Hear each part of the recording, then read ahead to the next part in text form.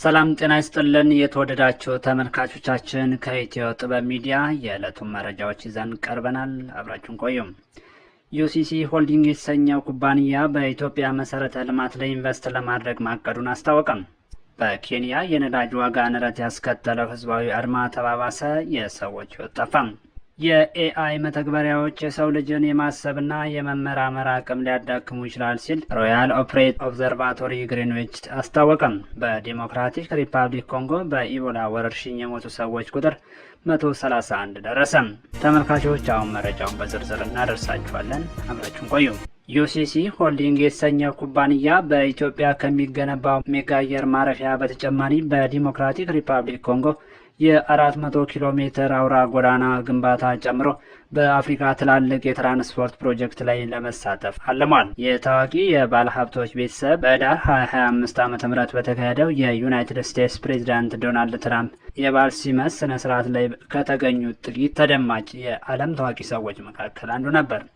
ከአዲስ አበባ በስተደቡብ ምስራቅ 40 ኪሎ ሜትር ርቀት ላይ የሚገነባውና ብዝሃ ሀዲድ አርኪቴክቶች ዲዛይን የተደረገው ይህ አዲስ አየር ማረፊያ የኢትዮጵያ አየር መንገድን የወደፊት አቪዬሽን ማዕከልነት ለማጠናከር ያለመና በአፍሪካ ትልቁ እንደሚሆን ይጠበቃል። በዘንድሮ የጥር ወር ላይ የመጀመሪያ ምዕራፍ ግንባታው የተጀመረው 35 ስኩዌር ኪሎ ሜትር መሬት ላይ የሚያርፈው ይህ አውሮፕላን ማረፊያ በመጀመሪያው ምዕራፍ 60 ሚሊዮን ተሳፋሪዎችን የማስተናገድ አቅም ይኖረዋል።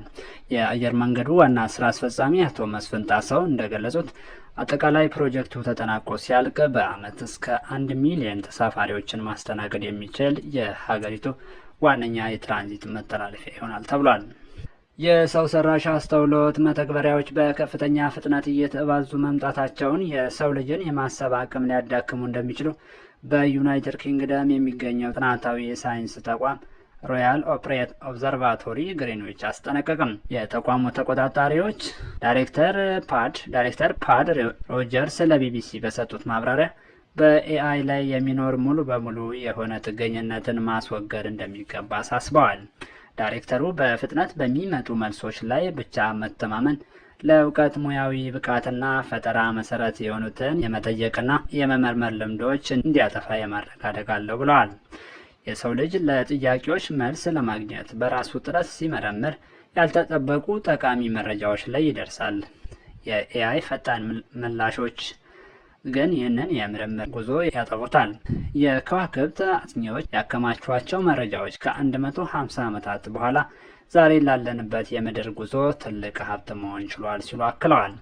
ቴክኖሎጂ ለአስርተ ዓመታት የቆዩ መተግበሪያዎች ውስጥ ያሉ ስህተቶችን በማውጣት አድናቆት እየተቸረው ቢሆንም ተጠቃሚዎች በሱ ላይ ብቻ ጥገኞች ከመሆን እንዲቆጠቡ የሚሰጡ ማስጠንቀቂያዎች ግን በዚያው ልክ እየጨመሩ ይገኛሉ። የመረጃ የቢቢሲ ነው። በዲሞክራቲክ ሪፐብሊክ ኮንጎ በወረርሽኝ የሞቱ ሰዎች ቁጥር 131 ደረሰ። በዲሞክራቲክ ሪፐብሊክ ኮንጎ ተከስቶ ወደ ጎረቤት ኡጋንዳ የተሻገረው ይህ የኢቦላ ወረርሽኝ መጀመሪያ ላይ ከተገመተው በላይ በከፍተኛ ፍጥነት ስፋት እየተሰራጨ ሊሆን እንደሚችል የዓለም ጤና ድርጅት አስጠነቀቀም። አሁን በዲአር ኮንጎ በበሽታው የሞቱ ሰዎች ቁጥር 131 የደረሰ ሲሆን አጠቃላይ በበሽታው መያዛቸው የተጠረጠሩ ሰዎች ቁጥር 513 አልፏል ተብሏል።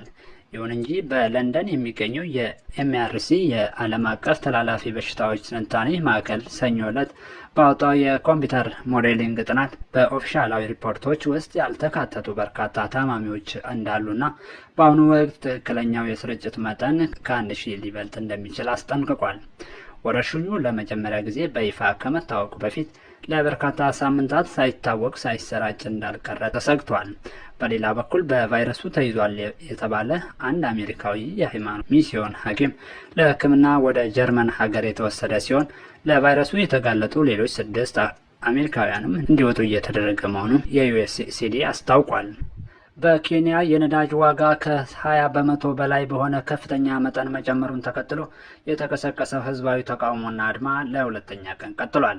መንግስት ከተሽከርካሪ ማህበራት ጋር ተወያይቶ የ10 ሽልንግ ቅናሽ ቢያደርግም ማህበራቱ የ35 በመቶ ቅናሽ እንዲያደርግ በመጠየቃቸውና ስምምነት ላይ ባለመድረሱ ናይሮቢን ጨምሮ በተለያዩ ከተሞች ትምህርት ቤቶች ንግዶችና የትራንስፖርት አገልግሎቶች ሙሉ በሙሉ ተስተጓጉሏል። ከተቋሙ ጋር በተያያዘ በአሸባሪዎችና በጸጥታ ኃይሎች መካከል በተፈጠረ ግጭት የ4 ሰዎች ሕይወት ሲጠፋ ቢያንስ 30 ሰዎች ቆስለው ከ340 በላይ ተቃዋሚዎች በቁጥጥር ስር ውለዋል። ይህ በኬንያ የተከሰተው ታሪካዊ የነዳጅ ዋጋ ጭማሪ በአሜሪካና በኢራን መካከል በተቀሰቀሰው ጦርነት ምክንያት የዓለም 20 በመቶ ነዳጅ የሚያልፍበት የሆርሙዝ ወሽመጥ በመዘጋቱ የመጣ ዓለም አቀፍ ቀውስ እንደሆነ ተገልጿል። ተመልካቾቻችን ከኢትዮ ጥበብ ሚዲያ ለዕለቱ የያዝናቸው መረጃዎች እስካሁኑ ነበር። ኢትዮ ጥበብ ሚዲያን ላይክ፣ ሰብስክራይብ በማድረግ ቤተሰብ ይሁኑ። ጤና ይስጥልን።